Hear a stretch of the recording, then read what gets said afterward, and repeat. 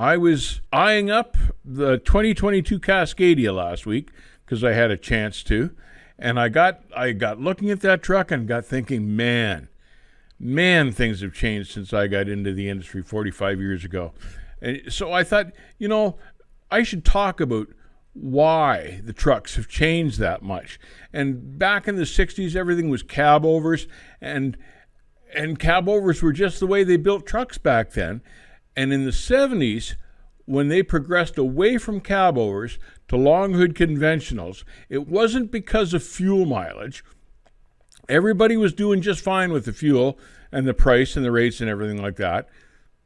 They got away from cab overs because the drivers felt safer driving the long hood conventionals, because in a cab over, let's face it, and back then there were a lot of two-lane roads too, but in a cab over, you were the first one at the scene of an accident, and all sorts of guys in a head-on got spit out through the windshield and got badly hurt or killed. Cab overs were dangerous in a collision.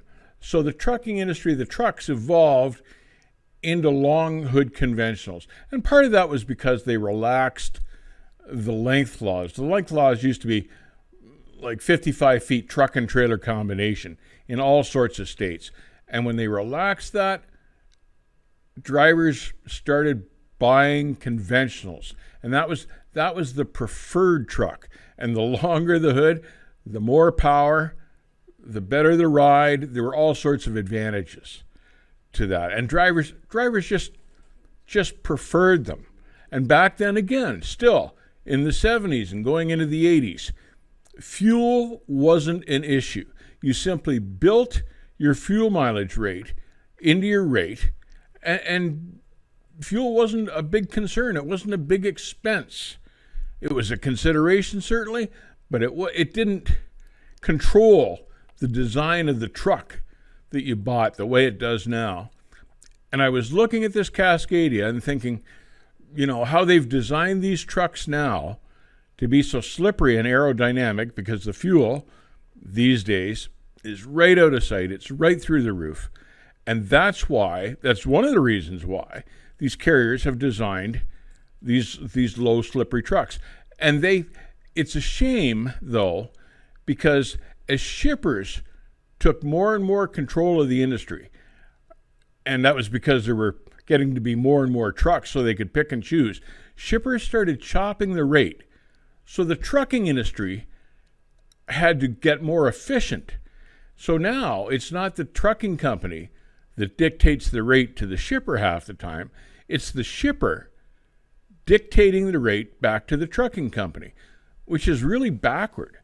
But that's kind of the way it is these days. And these carriers these days spec these slippery low drop nose trucks with the automatic transmissions because they need to compete in the marketplace. So they have to get 8 or 9 miles to the gallon with fuel mileage just to be able to compete, so they can pay their drivers well and still make a profit. And that's completely backward from the way it used to be.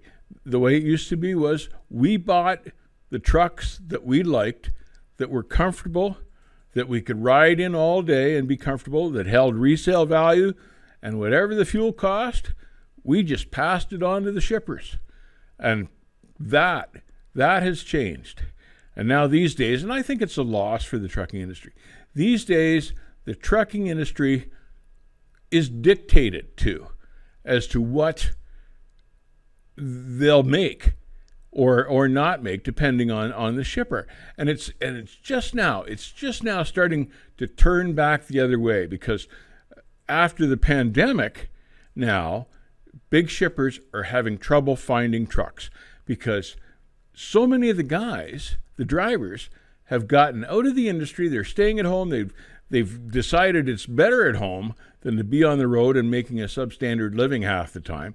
And a lot of them haven't entered back into the industry. And now that's why you see these big carriers all pumping raises out, because they're trying to attract drivers back. But half of what attracted the drivers in my generation were the trucks. that's gone, you know. So it's been an interesting cycle. I'd like to know, you know, what you guys think about that, because I've seen this kind of evolution over the course of 45 years, and it's interesting to see how the power shift has changed in favor of the shipper, and all of a sudden, just lately now, it's starting to shift back to the truckers again. And I kind of like the look of that. One of the most stressful parts of any truck driver's day is getting pulled into the weigh station. DriveWise helps eliminate that stress with their pre-clear technology. It works on all major ELDs or as an app on your phone. DriveWise is now offering a 30-day free trial on DriveWise Pre-Clear. Check them out at drivewise.com. Josh says he's one of the diehard fans of the Pete 389 and the Max CH 1613. Big hood trucks. Mad Dog Unleashed. My last Cascadia was in the shop at the time, worked until warranty ended, and the drivers lost their mind when the fuel hit $1 a gallon. Tim Field says it's a shame the trucks are going to start looking the same as with the cars and the trucks. They used to be beautiful, and they were something to look at. Now they all look the same. And yeah, I kind of agree with that. There's no distinct styling anymore. They kind of all looks like, yeah, they've lost their character. They all look like kind of squeezed out jelly beans. And for guys like me, that took away from the whole experience of being a truck driver. Trucker Hershey says he averaged 8.7 miles per gallon last month. That's pretty damn respectable fuel mileage. And you know, you can see the carrier's end of it. You can see that they've got to keep profitable. So they've got to absolutely have this fuel mileage today to stay profitable, because some of the shippers and the big mega carriers have squeezed the freight rate so low that it's hardly worth hauling in some aspects. But these mega carriers that make their profit by volume and profit like a cent a mile times 5,000 trucks, they're in a different league than the trucks that we all ran, where, you know, we couldn't have survived on a penny a mile because we didn't have 5,000 trucks, and you blew one tire, there was your profit. So it was a different time and a different way that you had to do things to stay profitable. And I kind of liked it the way it was before. Christopher says, everything looks like a Camry. The new Impala versus 96, what a shame. Yeah, that distinctive styling, that character has gone out of trucks. And, you know, I can see the necessity of it. I think it's a shame that that's become a necessity. But that's the sad truth of it. And part of it is the fact that these mega carriers got into the game with 5,000 trucks and chopped the rate on everything. And all sorts of little guys couldn't compete, and they had to get out. And the mega carriers, that's how they got their foot in the door. And, you know, it's almost impossible to stop them these days, but they sure damaged our industry as far as I'm concerned.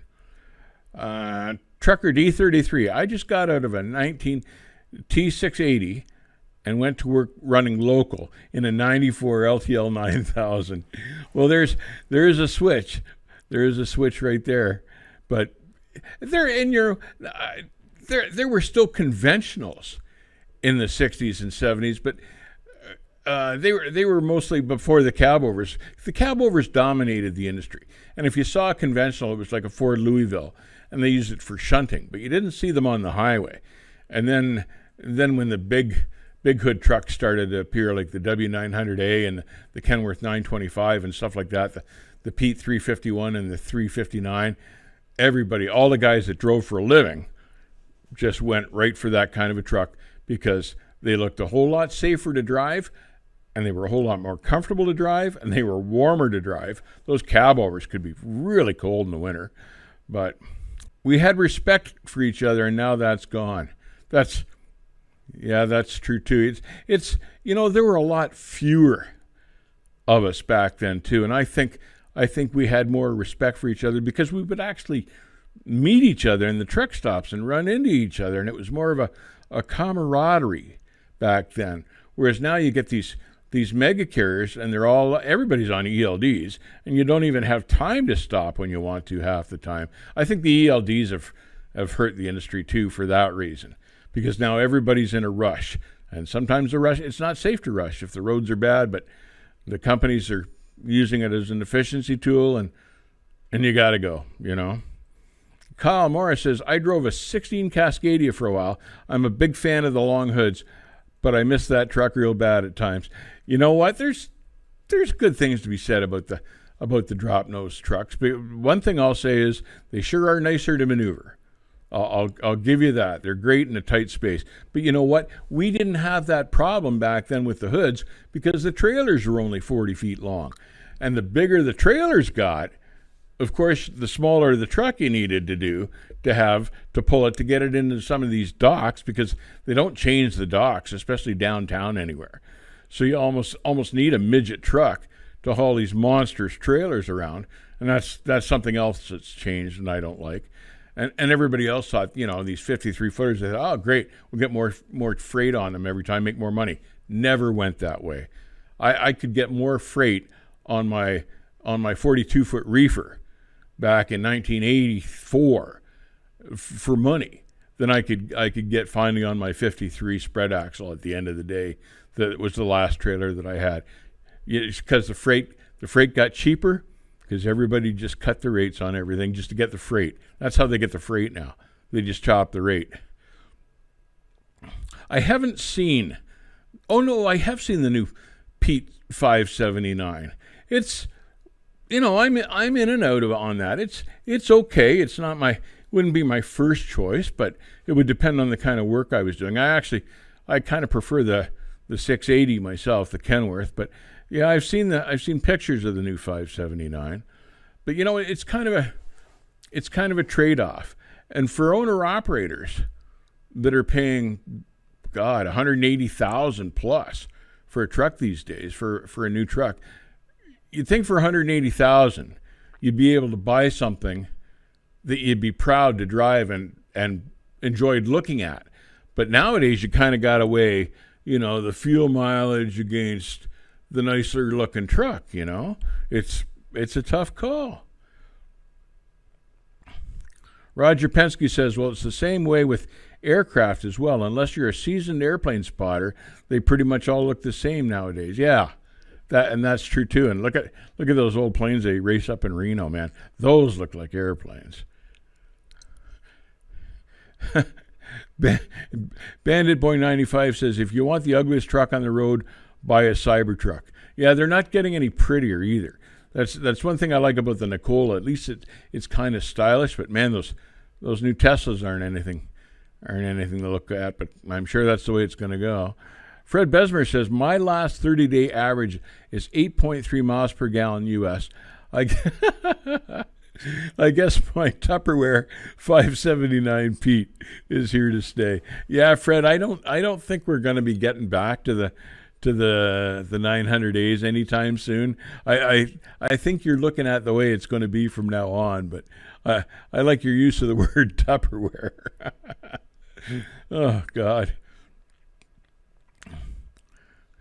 Trucker Hershey says the chip production is affecting truck and car production, and that's still going on. All sorts of companies are way behind on their orders, and I think these chips come out of China. But yeah, that's still a real big holdup with production.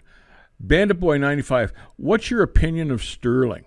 Now, if you're talking the Ford Sterlings from how long ago was that? 20 years ago? Geez, I'd have to think about that.